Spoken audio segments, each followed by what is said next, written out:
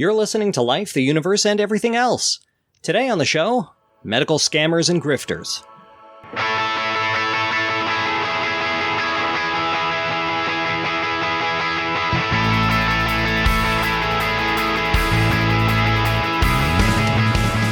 Life, the Universe, and Everything Else explores the intersection of science and society. Our music is produced by Ian James, and the show is edited by E.A. Moon.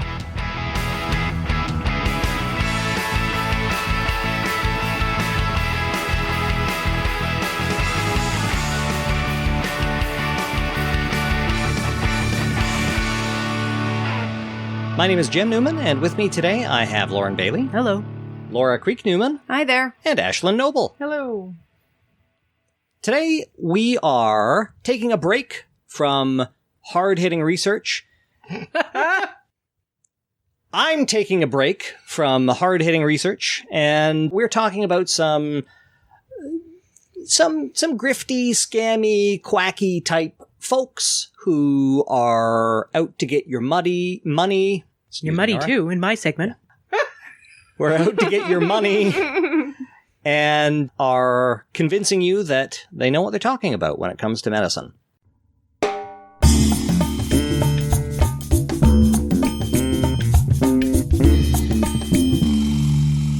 We're going to try to keep it light, and we're going to try to keep it breezy, so let's get going. I'm going to start us off with a discussion of Dr. Malachi Love-Robinson. If you're not familiar with him, he's kind of a modern-day Doogie Howser type. Or maybe more of a modern-day Neil Patrick Harris type, in that I wouldn't particularly want to be under his medical care. Oh, hi. I'm Dr. Barney Stinson. Are your really large breasts making everyday tasks difficult? Can he sing? I did hear about this kid who just Whoa. Let's not get ahead of ourselves here. So I first heard about Love-Robinson on an episode of Robert Evans' Behind the Bastards podcast last year, where he discussed Malachi with gastroenterologist and fellow podcaster, Dr. Kaveh Hoda. I hope I'm pronouncing that correctly. Love-Robinson's story served as a preface to a larger discussion about prescriber numbers and the way private insurers are incentivized to turn a blind eye to rampant healthcare fraud in the United States. And I'll link to that two-part episode in the show notes, but for now I'd like to focus on Love-Robinson himself. So, here's the story. Sometime around December 2014, a new face appeared at St. Mary's Medical Center, a 413-bed acute care hospital in West Palm Beach, Florida. Why is it always Florida? because of their regulations. Yes.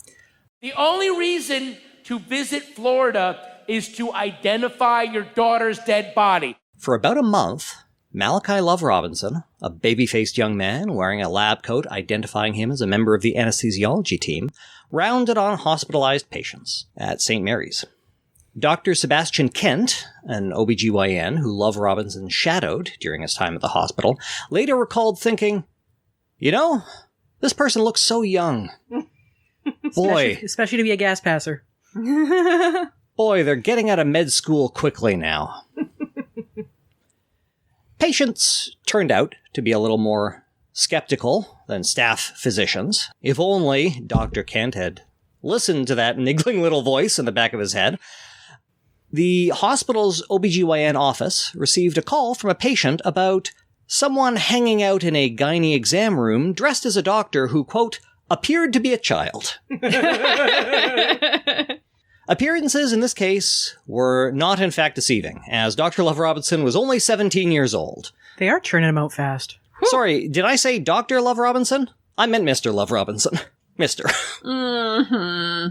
I mean, for those who missed it, there was a really easy tell in the aforementioned story.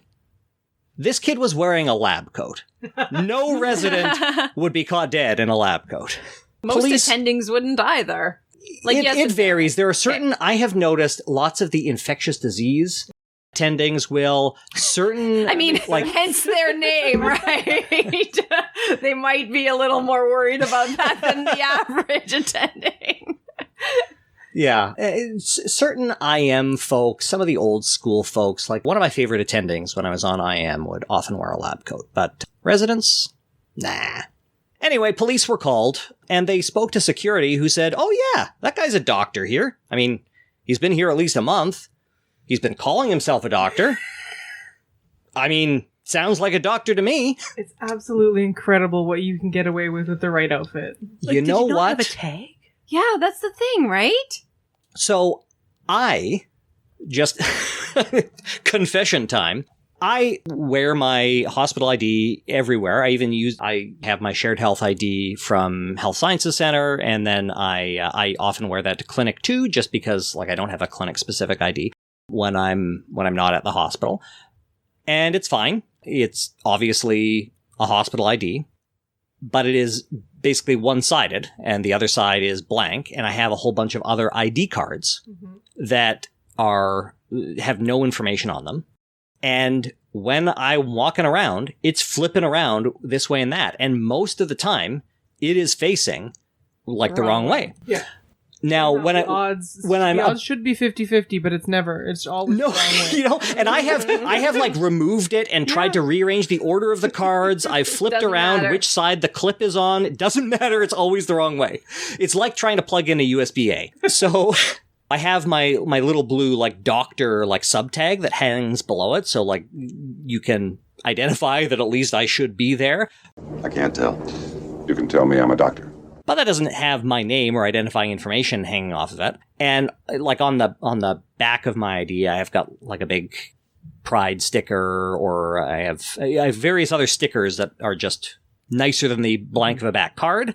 But often my ID is not visible. I will, because I'm overly fastidious, every time I walk into a patient room, I'll check and I'll make sure I flip it around, so at least I can... This is why you don't get to eat. One of the many reasons, yeah. But anybody can walk around with or without an ID, dressed appropriately, and people are so used to seeing new faces, because people rotate in and out every 4 weeks, that it's totally unsurprising to me. The main thing that prevents people from pretending to be doctors is the social contract. And that ingrained sense of right and wrong that I hope most of us have. It took me a long time to feel like I belonged in the hospital, and that should be powerful for most people. Not for Love-Robinson, evidently. Clearly.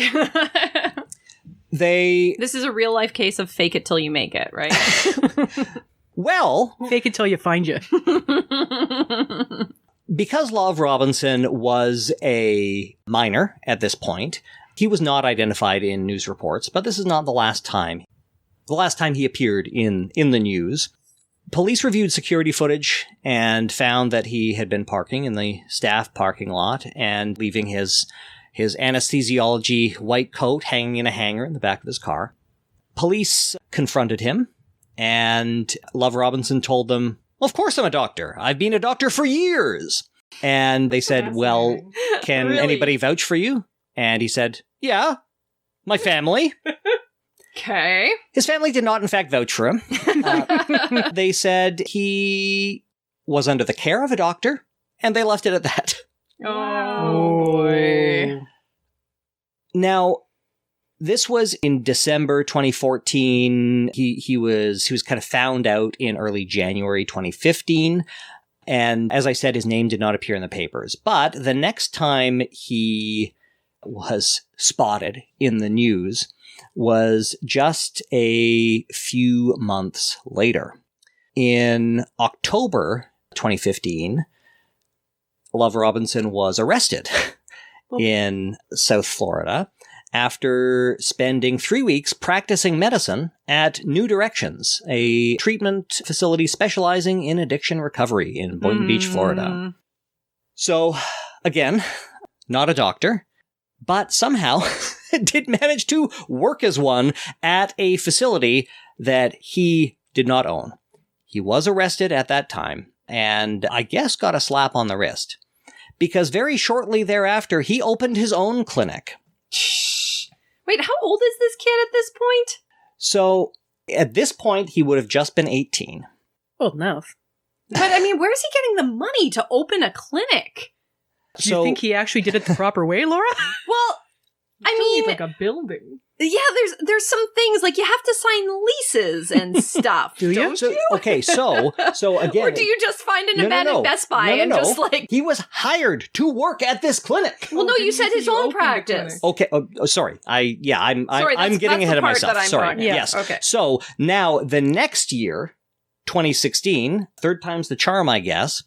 He was found to be practicing naturopathy without a license out of his own clinic, the New Birth, New Life Medical Center and Urgent Care. Urgent Care naturopathy. Yeah, in West Palm Beach. Need 25 cc's of mint stat. So the Palm Beach County Sheriff's Office was surprised that Mr. Love-Robinson was able to do this again.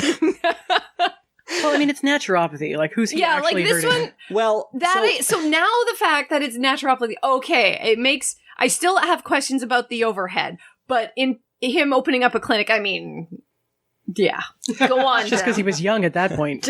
So a spokesman for the Florida Department of Health in 2016 said that they received a tip from the public that led to Mr. Robinson's arrest after he performed a medical exam on an undercover police officer in world's weirdest sting.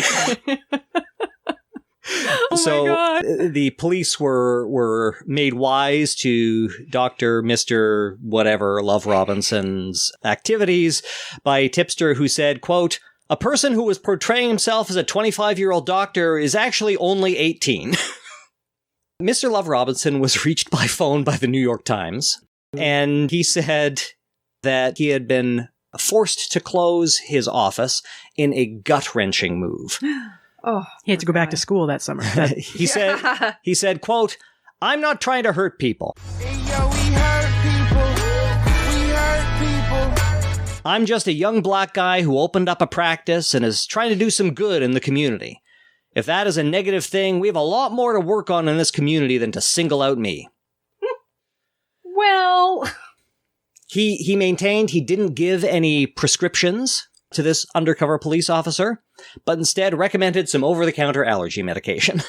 He also maintained that he was in fact a doctor, having received a PhD from a, quote, private Christian university. Anyone want to guess which university? Bob Roberts? No! Liberty? No. It was the Universal Life Church. They have a university? No. Okay, well... They have a P.O. box that will send you back a doctorate? Yeah, he has a PhD in divinity from them, apparently. He also has credentials from the American Association of Drugless Practitioners. Which is not accredited, and it's not an accrediting organization. They just basically will send you a certificate saying you agree not to prescribe drugs. But it looks like a certificate. Helps with the fact that he can't prescribe drugs. Yes, it does. They didn't take away my right. I chose not to. Uh-huh. This is abstinence. Yeah, God. Now, Mr. Love-Robinson... Sounds so biting every time you say it. It does. And having a medical degree and having been on the other end of being mistered by people who don't particularly like me, I don't give a shit. Whatever. Well, that reminds me. I saw a Mr. again recently on mail addressed to you. Oh, yeah. From the university. It is really funny. The university keeps sending me mail addressed to Mr. Jim Newman, which is funny. What is funnier, though, is that Shared Health still puts Mr. on my payslips, which is weird when they're paying me to be a doctor. Whatever. Honorifics are bullshit anyway. I agree. I agree. I have told people to call me Jim multiple times today. Anyway. Regardless, this guy was apparently just trying to help people, which makes it all the more beguiling to learn that he had been paying house calls to an elderly woman who had been complaining of chronic abdominal pain for months, and she reported that checks had been disappearing from her home. And that at one point when she was in such pain that Even Mr. Love-Robinson recommended she see an actual doctor and called her an ambulance. She handed him her purse, later discovering that her checkbook was missing and that he had been cashing checks. Jeez. You don't have to sign an honorific if you just write it to cash. It was at this point that Malachi did find himself going to prison. He served 2 years of a 3.5-year sentence, I believe. 3 to 3.5 year sentence. So there was no medical entity that was actually paying him at any point other than maybe his own clinic? He was just stealing? No, that second clinic that he worked at, the addictions clinic, right. He was apparently paid staff there. Wow, okay. They're really good at background checks. Private healthcare in the U.S. is... special. That's a good word for it. Did you go to Hollywood Upstairs Medical College too?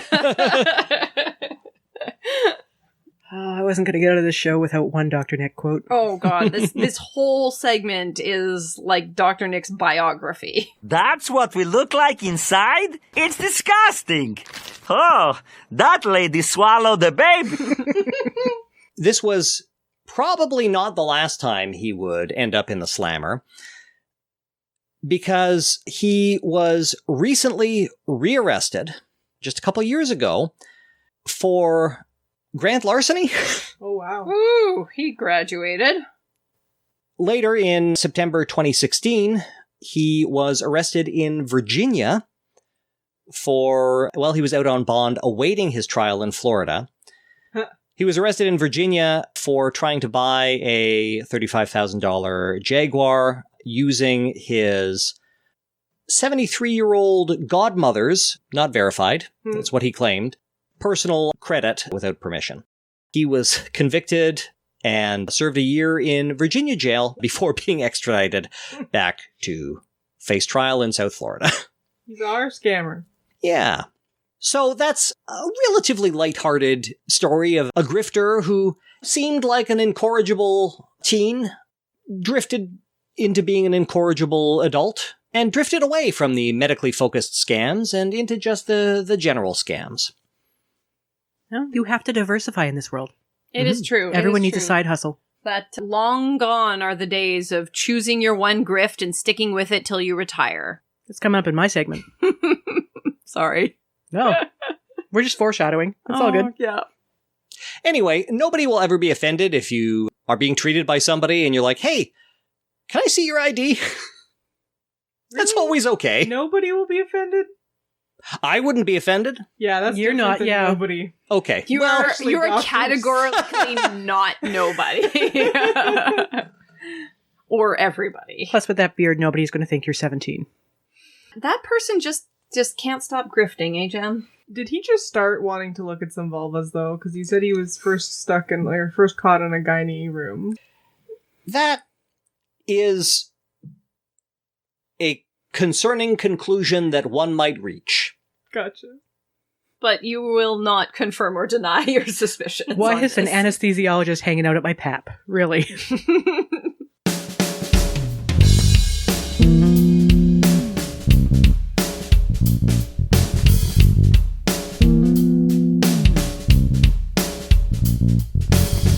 You know what? Doctor should, maybe will stop grifting? How about the new American Surgeon General? Oh no, her whole thing is grift. Oh no. Hooray! I presume you both know that I'm going to talk a little bit about Casey Means. I don't know this person at all. I'm excited. I get to learn new things. Well, there's only tea in my thermos, Laura. Just so you know.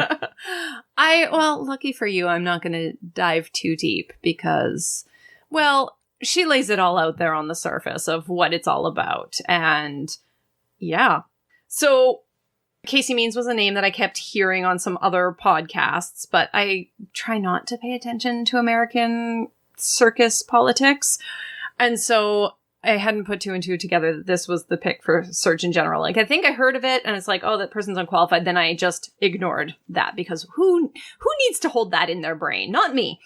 And who are they nominating for anything that is qualified? Well, I mean, exactly. So that makes sense. And so as I was preparing this, I did look into what qualifications do you need to be a Surgeon General, and truly nothing. You need to be a member of, like, the Public Health Committee or something like that, which almost all surgeons general are appointed to that committee at the same time as they take their appointment. So it's not like you had to have been a member to be qualified. Like, it's just you have to be a member, but you can join when you take the job. Maybe Love-Robinson was a member already. Could be. Hard to know. But so you don't really need any particular qualifications, and you don't have to be a doctor. They've had a nurse, they've had a dentist, they've had a veterinarian before. But one of the guiding principles that, again, this administration cares absolutely nothing about is that the person should have a deep commitment and knowledge of public health. Like commitment to and knowledge of, like, good public health practice. I'm sorry, Laura. I live in the 21st century. What is public health?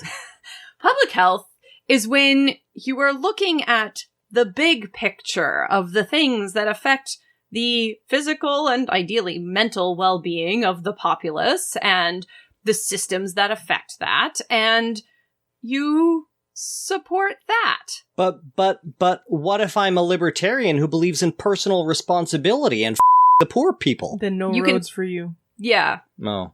Also, you can fuck right off. So... So public health is necessarily for the good of the most, or ideally all, and really kind of ignores, it doesn't ignore the individual, it still wants the individual, but it's really prioritizing, like, big picture stuff. Oh, socialism. Okay, we got it. Yeah, exactly. Sorry, I'm still confused, because I think there is an I in public health. Womp, womp, womp. Oh, God. Ashlyn, I'm doing your job! I already pulled out my Gemothy once. Just before we turned on the mics. Okay.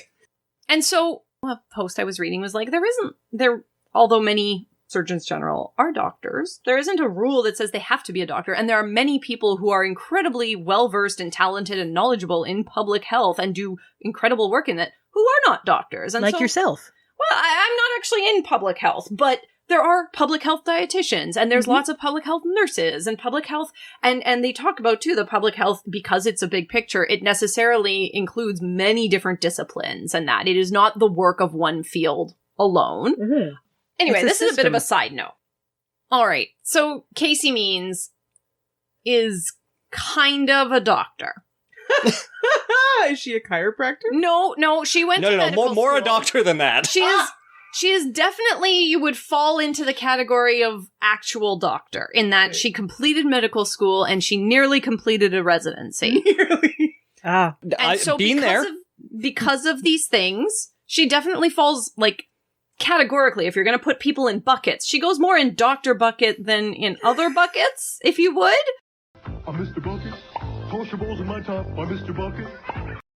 In some ways. So it's like, on paper, she sounds like a doctor, but she's full of shit. And she is not a doctor.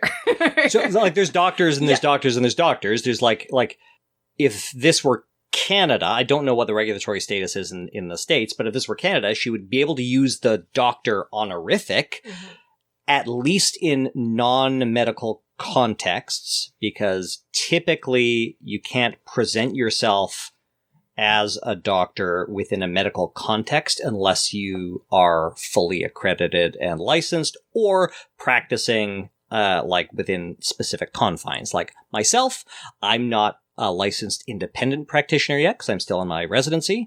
I can use doctor in a non-professional context.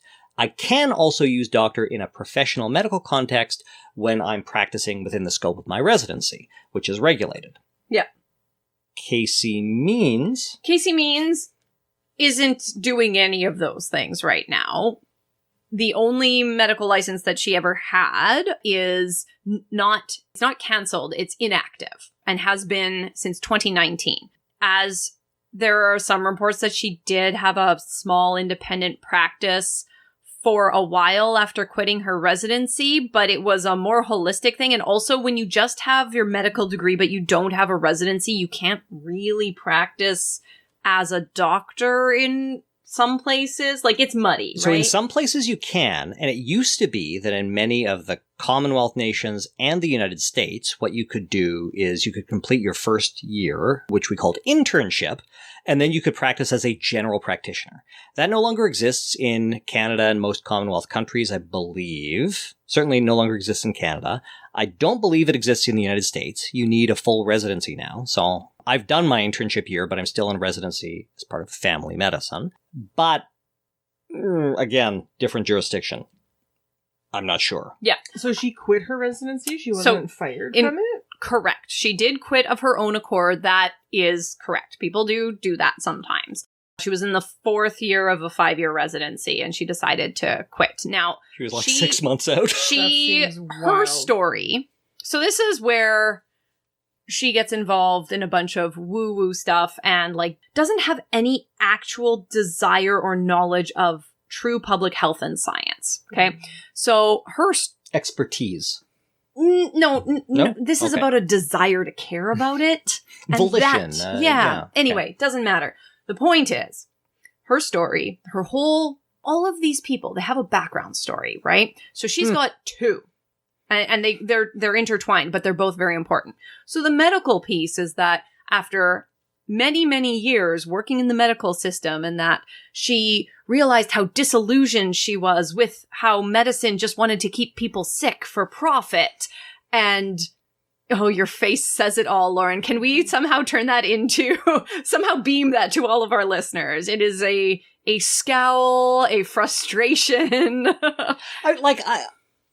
Especially in the United States, especially recently, like the private equity takeover of hospitals is appalling. It's an episode in itself, so save it for the pod. And so that is part of it, but that wasn't. So which part of the system is the question? Yeah. Exactly, and it was a global commentary, including all of.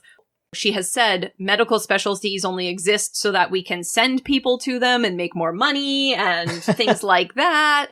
So it is a global, generalized belief that this is all, we're just keeping people sick and we're not dealing with the root cause of the problem. Red flag for a grifter. Yeah, root cause. Root cause. It's not me, it's the system. Yeah, I mean, so that's that. And so she left it all behind because she couldn't be part of that. She needed to reject it all and get to the root cause and help people actually help people and deal with metabolic health, because that is the key to preventing all of the chronic disease, and no one will ever get sick again because of that. And every issue, every disease that people have is because of bad nutrition and bad metabolic health. So her residency was presumably in a closely related field that deals with metabolic health or public health, or something where she's dealing with complex medical interactions, metabolism. The very closely related field of otolaryngology. Oh, ear, nose, and throat surgery. Very closely related to... Well, you put food in mouth and it goes down into gut.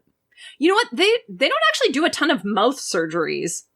No, it's usually dental surgery. They do the nose, the ears, the throat, but they kind of don't do the mouth. A lot of the oromaxillofacial surgery is, Anyway. Well, it's a face hole. Yeah.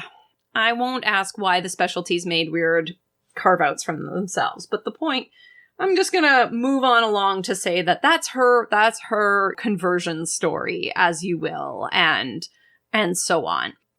So she would not have been dealing with anything related to metabolism for multiple years at the point she quit her residency. Yeah. And she wouldn't have had any specific training on it in that residency, because why would you? We all get some in med school, and she presumably med school had. Was a long time ago, and that was pretty short. So, and depending on your school, you'll get more or less. So that's her story. The other very important part of her story is that during in 2021, her mother was diagnosed with pancreatic cancer and died just a few weeks later. It was sounds like a very sad story, like a late diagnosis, very rapid decline. And that would be very hard on anybody. And this was 2021, like in the middle of COVID. She would have been Like, she had already left her residency at this point. But that would be pretty devastating for people. But she used that to say, well, I watched my mother suffer from chronic stress and whatnot, and that's what led to her pancreatic cancer. And so if we keep everybody metabolically healthy, then no one will have to deal with this again. Oh, no. So anyway, in 2024, she releases a book with her brother, Callie, which I've never heard of a boy named Callie, but that's okay, whatever. It might be short for something, or is it Kali? Kalley. Okay. Anyway, well. So her brother Callie, who was equally devastated by their mother's loss, makes sense. They released this book together, but she is the main author. It's called Good Energy, The Surprising Connection Between Metabolism and Limitless Health. I see zero red flags. Zero. Have you watched the movie Limitless? No, I haven't. It turns out you only use 10% of your metabolism. I am going to snap your neck, Timothy. I'm going to reach across the table and just snap your head. Just slightly to the right. Okay. As a kid, I was terrified of sleeping on my front with my head turned because I was in too easy neck snapping position. That explains so much. What? Oh, God. What happened in your childhood that you knew all of that and you became worried about it? I remember seeing a movie where it was like one of those docudramas where there was like this guy who would like pretend to be somebody else and then sneak up behind people and snap their necks.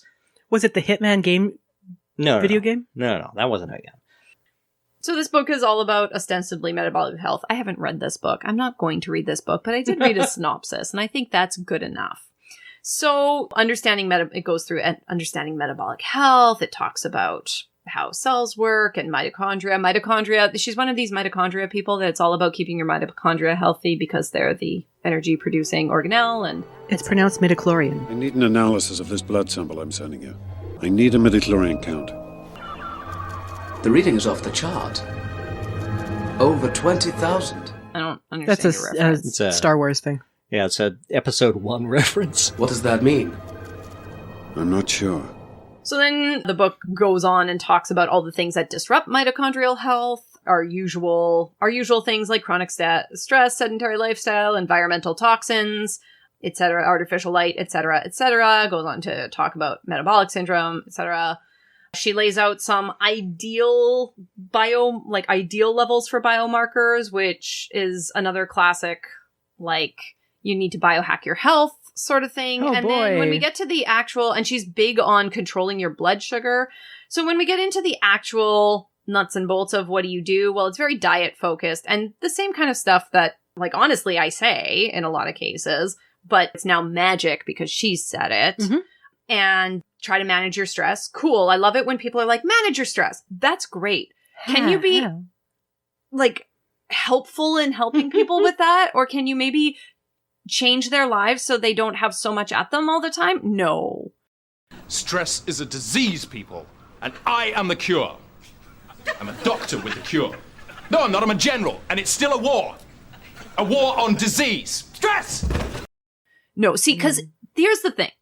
If she cared at all about public health, which is her whole role, if she cared at all, she wouldn't bother with spending a ton of time on individual solutions.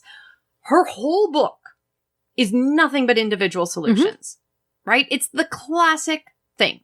She does the thing, and she does the usual grifter thing of taking something that's true, that, like, Americans are given a diet that is not super healthy and mostly benefits the food companies, and they're living lifestyles that are not conducive to well-being.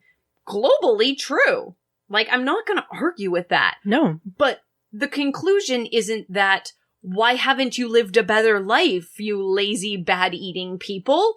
Which is her conclusion. The conclusion should be like, why do we let all these companies control this so much? Why do we do these things, right? Public health shouldn't be personal responsibility. Exactly. That is so well said.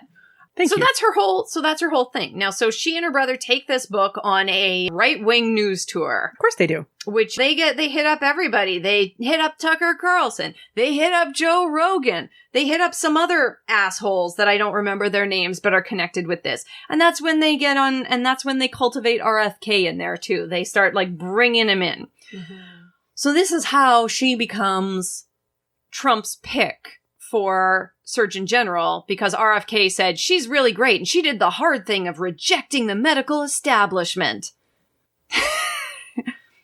I see you taking a Zen moment. Mm-hmm. I need to tell you something about Zen, though. Casey Means has a Zen connection. Oh, no. She has a financial connection to a company called Zen Basil that sells basil seeds as the new super seed that will cure all of your chronic illness. We can get rich out of our front yard, honey. Oh, damn. So this company, Zen Basil, you can look it up. It is started by an Afghan mother and son who they're Afghan by origin, but came to the United States. And in many Asian and Central Asian countries, basil seeds are a part of the diet. They're used for flavoring and all sorts of different purposes. Yeah, they're used for basil. They're used for growing basil, but they're also just consumed as a seed. Yeah, whereas like in North America, not really so much. We use them to plant the plant and then eat the plant. So Casey Means spends a lot of time railing against the usual things that the type of people who masquerade individual responsibility as public health do, right?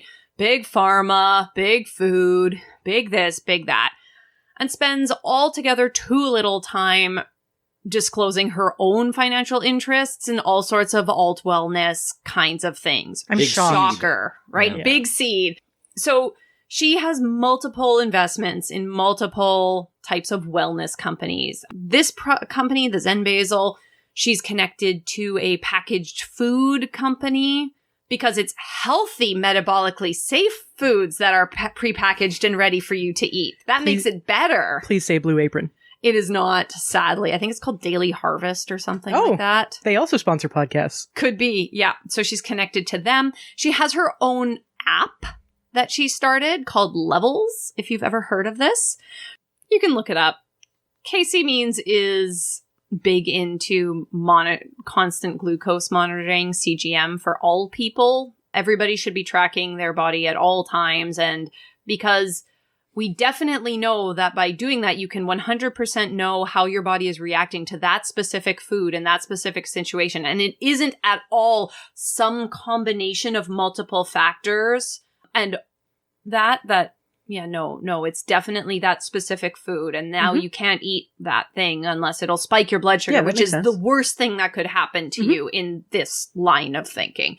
So she makes a lot of money off of that. She did start it. She's no longer actively running it, but still makes a lot of money off of it. These people manage to like both overcomplicate and oversimplify everything in a way that makes me really annoyed. Yeah, you can get specialty blood testing on through her app.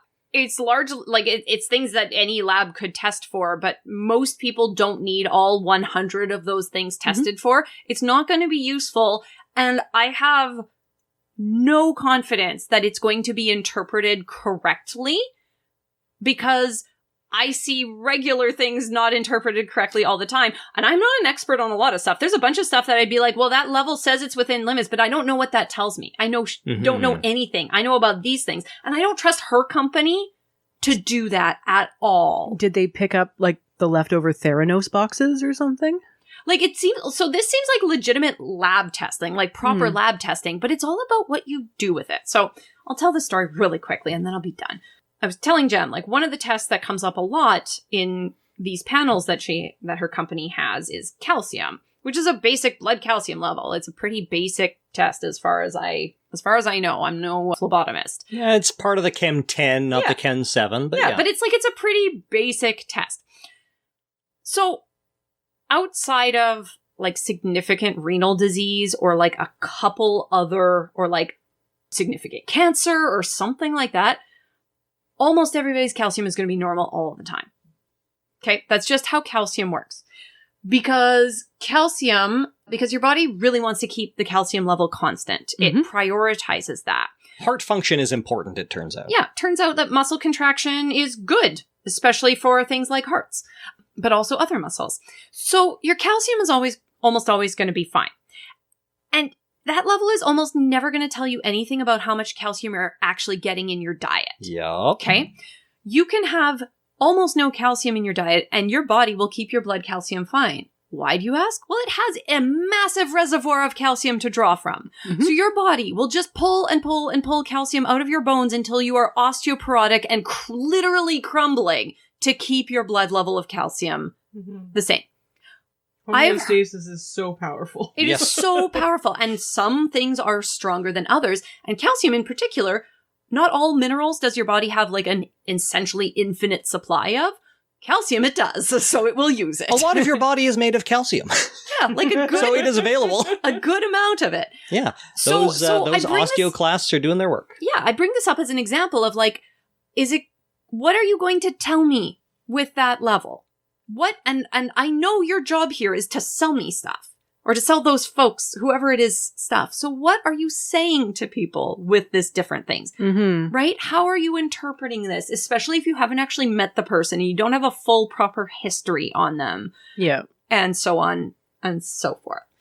So this is grift behavior. This is all grift behavior. It is masquerading as healthcare. It is trying to give people that sense of control that we all want, especially in a crumbling state. But it's doing so in the way that grifters do it. They don't actually give you real things, or sometimes they use science to back up their lies. Sciencey sounding stuff. Exactly. Yeah. And so I can't actually speak to the level of knowledge that she has or anything like that. I did really appreciate how one of a blogger that I was reading on this subject talked about how having completed medical school is arguably more of proving you can do an endurance sport than an actual level of knowledge, which I thought was very interesting. And again, I haven't done it, but you tell me if that might be resonating, Jem. Correct. That is correct. It is more about being a dogged, stubborn person incapable of reflecting on the damage you're doing to yourself and the others around you. Sweetie, therapy is tomorrow.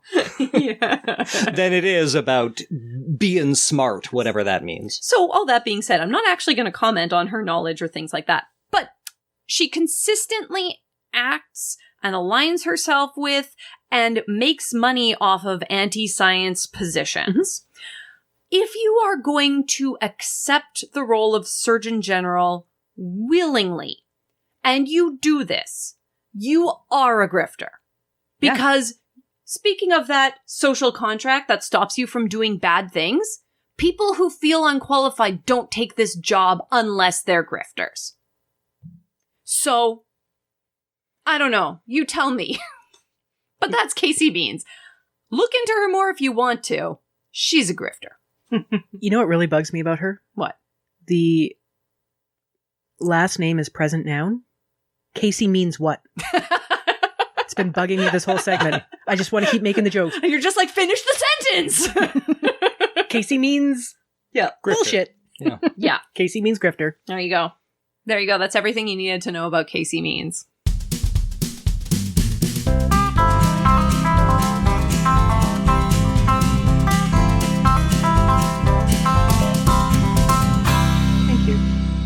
I didn't want to, but now I do. Yeah, I haven't heard of her, but she sounds awful. Yeah.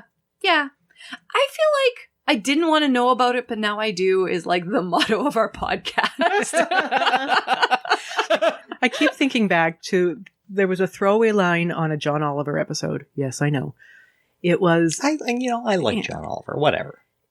It's a good 101. It was, John, aren't you school? And I just think of when I listen to our show, I'm like, aren't you school? Yeah. Sometimes we ask each other now, Monday, want to watch some school? Oh, that's cute. I like that. When is he going to do the shallow dive that we've been dealing with for the last decade on today?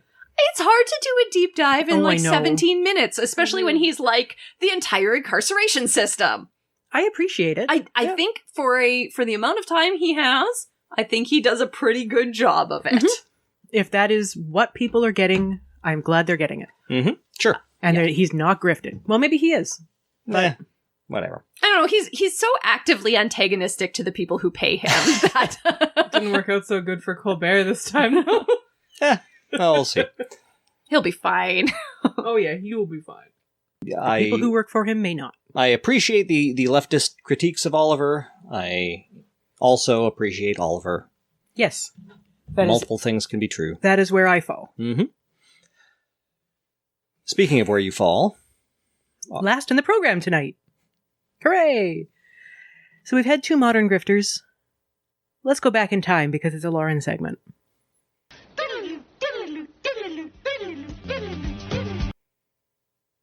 I do think that I have found the anomaly, especially around tonight's panel.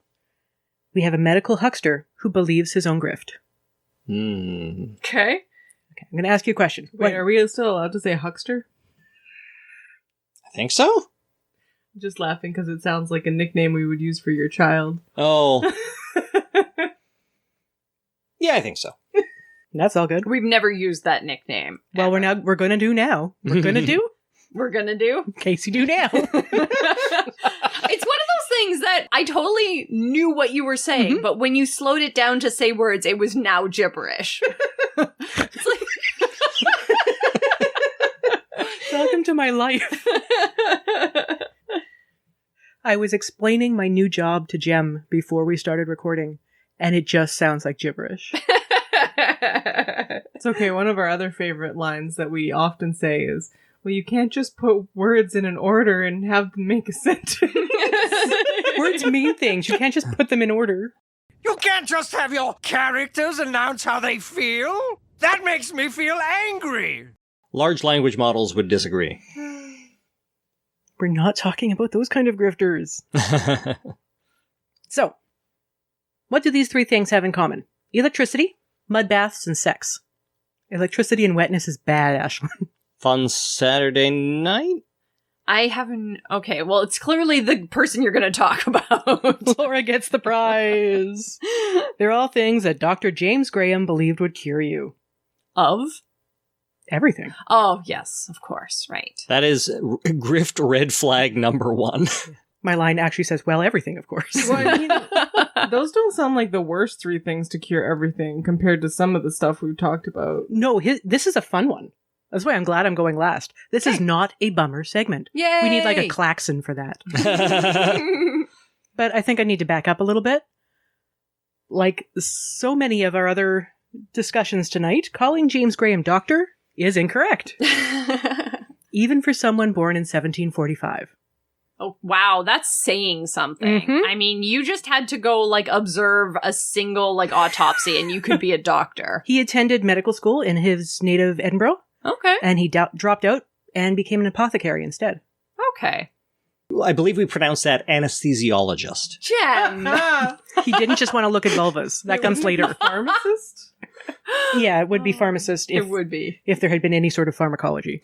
I gotta say, I love anesthesiology. So do I. They have the best drugs and the best stories. It is the most like a potion master you will ever feel doing an anesthesiology rotation. So, James Graham was not content to dispense other people's medicine, and in 1770 he headed across the Atlantic. He toured the American colonies, claiming to be an oculist and an aurist, so eyes and ears. This next part makes me cringe a little bit. He made his living for a while installing prosthetic eyes and performing cataract surgery. Wait, which one did he do first? That's how it was written. Did he do cataract surgery and then he made money off the eye that he needed to replace? I'm assuming. Yeah. Oh, sorry, screwed this one up. But lucky for you, I've got some prosthetic eyes. 1700s. Oh. Yeah, I am probably the one at this table who knows the least about 18th century eyeball surgery, but I would still want maybe, I don't know. I would still want someone who had received a full training cutting into my cornea, correct? Wouldn't you? At least somebody who'd finished med school. Especially before anesthetic. I think it's been a couple of years since I was scrubbed into cataract surgery, but I'm pretty sure you don't really need anesthesia. No, because there's no nerves. Completely... Okay, you may not need actual anesthesia, but I sure as shit want something to calm me down. You would definitely want a light sedation. Yeah. I don't want a light sedation. I want to not know what's happening. Well, okay, so like doctors... It would have been nice for LASIK too, Jesus. Especially before the germ theory of disease became the... Yeah. Horrible. A doctor's definition of light sedation and a patient's view of light sedation will be very different. You can have absolutely no memory of anything, and it's a very light sedation. There is just a discussion that I would have off mic about that. Mm-hmm. So anyway, Graham eventually settled in Philadelphia, where he learned some of the principles of electricity from Ebenezer Kinnersley, who worked with... Anybody? Shit, what's his name? You're thinking of him. Are you going to think Tesla? Nope. Franklin. No. Yes. Benjamin Franklin. I was going to go again. like, string, kite, key, lightning. Sex addict. Turkeys. Oh, boy. So after that, he scooted back to England as the other white men around him started to bitch about their taxes. It was time to get out of town. Tesla was later. Nope, this was 1770. He went back to England. And he ended up in Bath, claiming again that he was a doctor, as he would for the rest of his life. His adverts promised cures that used, and I'm going to quote this, effluvia, vapors, and applications ethereal, magnetic, or electric. Ooh. And he started to get a cult following, including celebrities. Whoa. Effluvia. Ooh. Yes. It's great. In May 1780, Graham opened his first Temple of Health. Oh, that is the biggest red flag. Getting shades of chiropractic here. He hired scantily clad women to act like the muses. Okay, sounds better than chiropractic. Yeah, I'll give him that. And of course he did. 2 large men who he called Gog and Magog were his yeah, it was a whole biblical thing. It's okay, it's 1780. He offered electrical cures, and he demonstrated them by literally shocking a group of men dressed up as monks. So he lined them up, and he attached electrodes or whatever, and he pushed the button, and all the monks jumped. And that's how he showed that things were working. Okay. It's like a Monty Python sketch. It is. It's awful, but I can't my God. not. He also offered musical therapy, magnetism, and pneumatic chemistry. What is pneumatic chemistry? That was a new term for me too. And it's when you have to send the vials to the lab via the pneumatic tube. Yeah. We do that at HSC all the time. I was so sad when they took them out of Costco. There's no more whoosh in Costco. We still have them at St. B. Does not surprise me. But pneumatic chemistry was a new term for me as well, and it is the study of gases and their chemical reactions. Like, imagine doing the studies that prove that oxygen was flammable. That's pneumatic chemistry. It is a now fully discovered science that we don't have to do any more research into. But it was very popular in the 17th, 18th, and 19th centuries before we understood all of the properties of certain gases. Graham, Cool. Graham also wrote and sold pamphlets about marriage guidance, and more on this later. And he came up with amazing medicines like electrical ether and nervous ethereal balsam. Whoa. That sounds like a magic card or something. Yeah. Dude really should have just had a career naming stuff. He was great at that. I feel like I've seen that on some family members' shelves. Balsam was like a sort of a panacea, and it is actually the Norwegian word for conditioner. Balsam. It means to coat and to soothe. Nice. Only a year later, he had become such a famed physician that he opened his second, and wait for it, Temple of Hymen. Oh, no. Featuring his... cock? We are playing Sex and Headless, yes. Featuring his celestial bed. Oh, gross. So let's just bask in this for a sec. Does anyone want to guess what the celestial bed actually was? No. It did include an actual bed. I don't know, is that... I assume Malachi Love-Robinson did a rotation there at one point? Maybe. Anybody else want to guess? Just like out under the stars? Was it a tent? No, it was in the Temple of Hymen. Okay, what was it? What was it? I'm going to quote this description straight from Wikipedia because it was written so perfectly that I couldn't punch it up a bit. His wonder-working edifice was 12 by 9 feet and canopied by a dome covered in musical automata fresh flowers, and a pair of live turtle doves. Stimulating, I apologize for this, oriental fragrances and ethereal gases were released from a reservoir inside the dome. A tilting inner frame put couples in the best position to conceive, and their movements set off music from organ pipes which breathed out celestial sounds whose intensity increased with the ardor of the bed's occupants. So the bed is a squeeze box. Oh my. Oh. That's very special. It continues. The electrified magnetic creation was insulated by 40 glass pillars.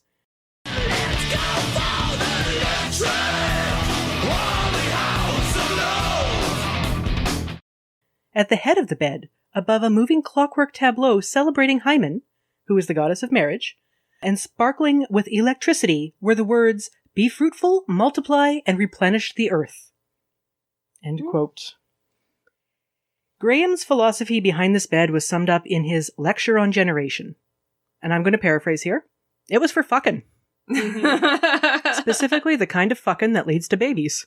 And that's no G on there. Definitely an apostrophe. Yeah, that's how we avoid the E rating on podcasts. The mattress was tilted to the correct angle for conceiving, quote unquote correct. Okay. And Graham rented it for £50 per night in 1780s money. That's a lot. And that was for couples trying for the patriotic duty of having babies. I mean, I guess all of those automatons had to cost a lot to build. Jeez. My questions, did they launder the sheets? Probably not. How did the pumping pipe organs sound?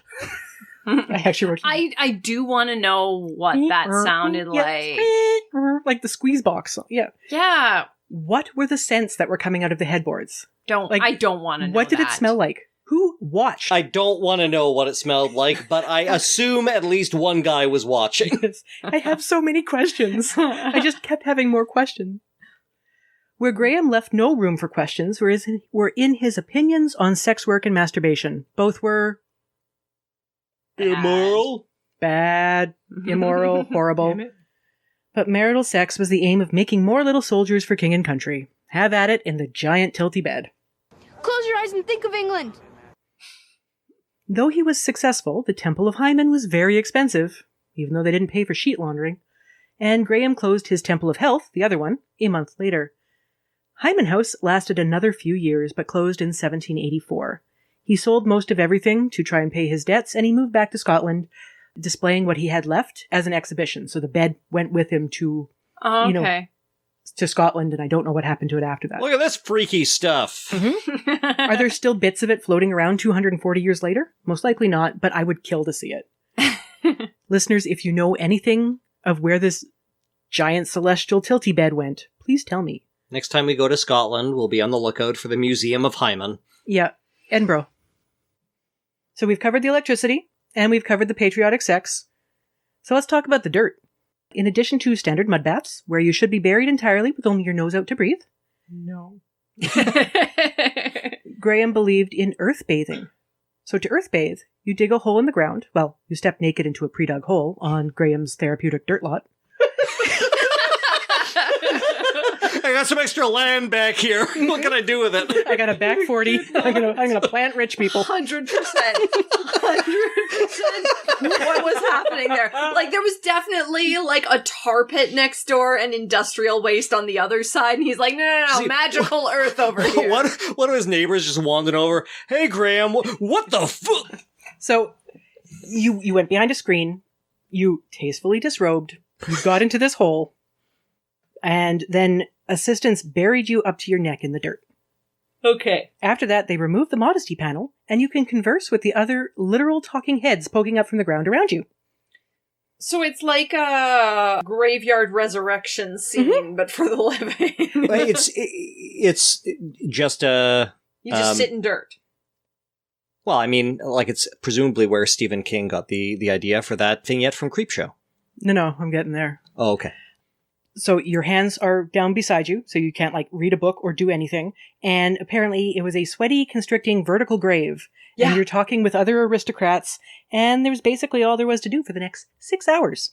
Oh my God. Graham swore that he got everything he needed from the earth, and he would take these baths himself, dirt baths, And he said he only needed to drink a little bit of water in 6 days, and the rest he got from the earth.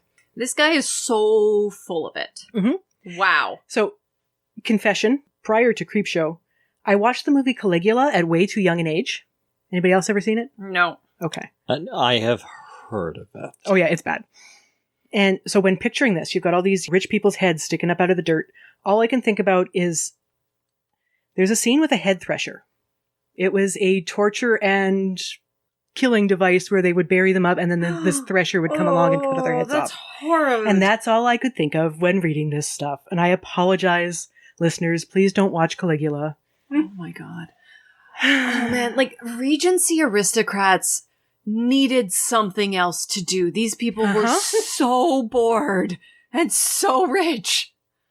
Yeah. James Graham, like I said, he practiced what he literally preached, and he gave lectures while buried neck deep in the earth, talking to people. People would come and sit in chairs around him as he sat there and talked from the earth. Like, how did the workers not just rise up and, like, leave them there and steal their shit? And, it seems perfect. I'm seriously impressed that nobody suffocated, because... We don't know that. Fair. It wasn't in any of the articles I read, but we don't know that. I mean, presumably, as they're burying your torso, you need to be holding a big, deep breath, but you can exhale, and then things can shift, and good luck breathing again. That's how boas get you. Yep. Mm-hmm. This guy definitely would not report any deaths. Paving the way for the current crop of self-obsessed tech bros, and Casey means Graham became obsessed with extending his life, and swore that his medical treatments, along with extended fasting, would help him live forever. He died in 1794 at age 49, so I don't think they worked very long. The end. Wow. I mean, maybe he really was only drinking a little bit of water on the 6th day, and there you go. That'll end it. Yeah, there we go. James Graham, not a doctor. On a much sadder note, because that was hilarious. That guy was dead. Something. He is dead now, yes, but he was something. On a sadder note, I was reminded again by some great podcasters and colleagues in the nutrition field of how absurd it is that we are watching a famine unfold on live stream all the time, and people are still going around on those same networks being like, fasting is the way to live forever, when we are literally watching people die because of forced starvation. Yeah. Like, it is so absurd that we have both of these things, and that the second group is getting more fucking airtime. Yeah. It's so ridiculous. And again, as someone who works in eating disorders, you cannot starve yourself to health. It does not work. That is best. God. Anyway, cool.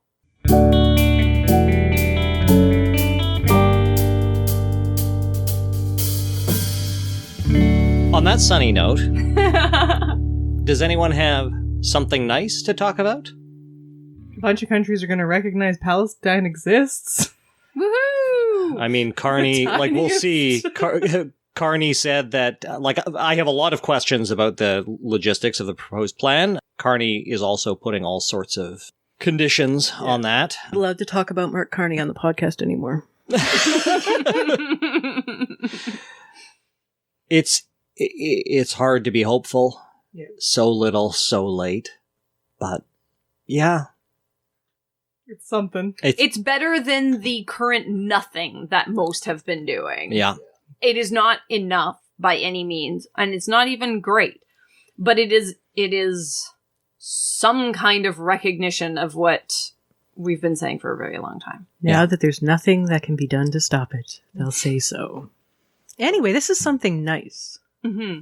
How's your garden, Ashlyn? It's incredible because I have bizarre arrangement in which a friend of mine is doing many hours of work per week and being paid by the military as a return to work scheme. Right. So even though I am spending all of my time feeding people instead of gardening, my garden looks incredible. I've started harvesting wagons full of stuff. I got to eat like just a bowl of shelled garden peas for dinner last night, which is like incredible luxury. And yeah, it's so lush and beautiful, and we're finally producing things, and it's just been a really lovely July full of like our anniversary and my birthday, and I had a really lovely birthday party and got to do a bunch of more silly things on our annual Taskmaster Day. We missed you both.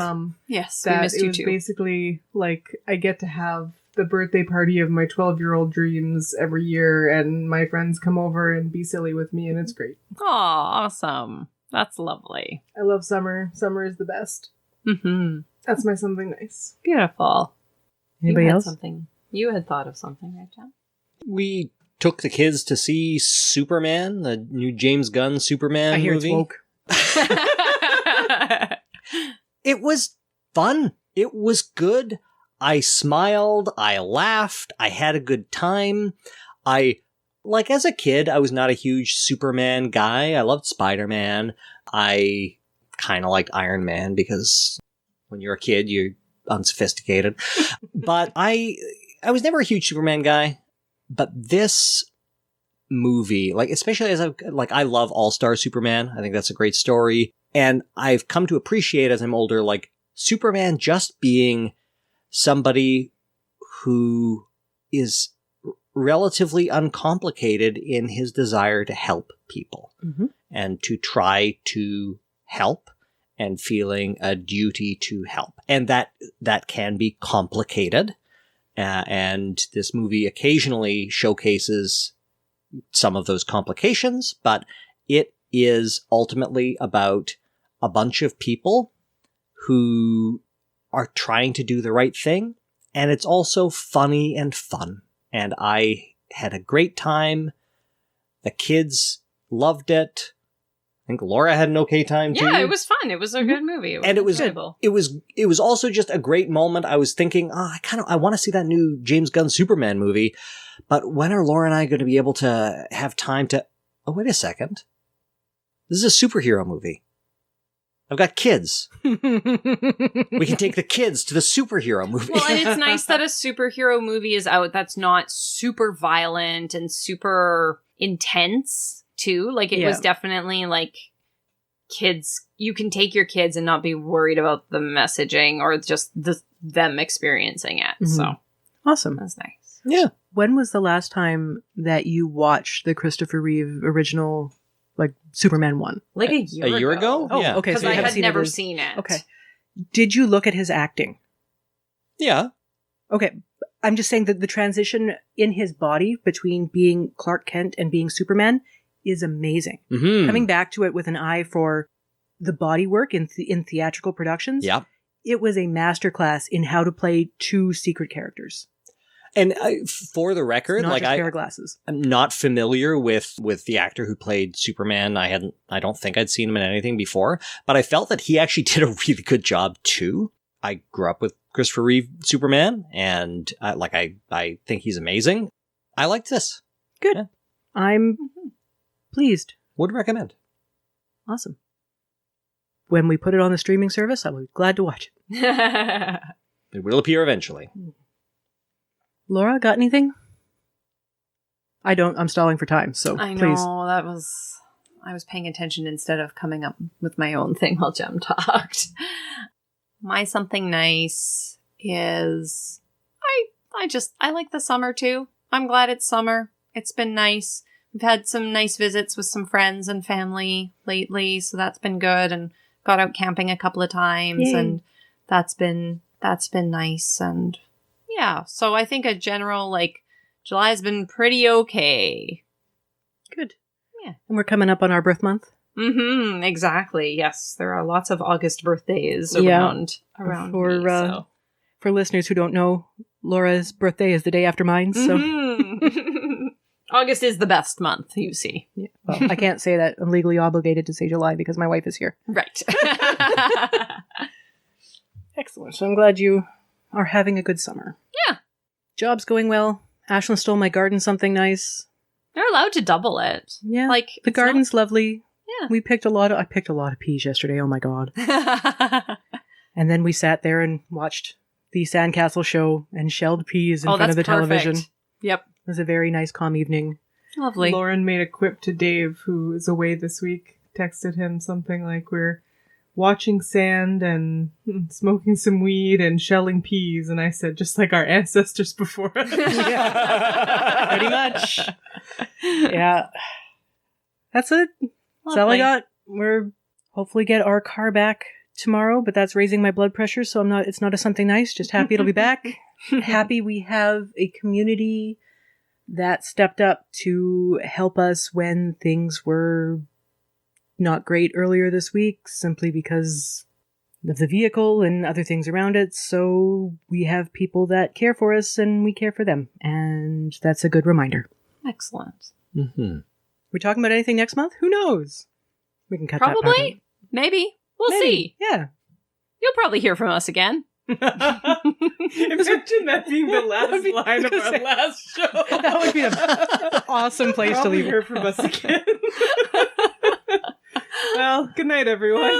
Good night. Good night.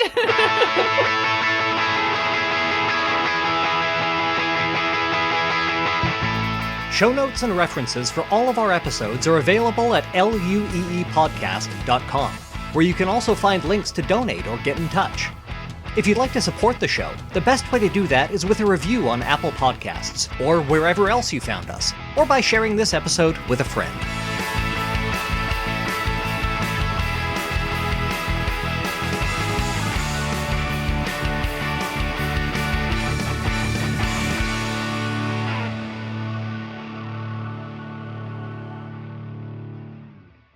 Life. Don't talk to me about life. Next. Sorry. This is why we pay Nora the moderate bucks. That's going in the outtakes.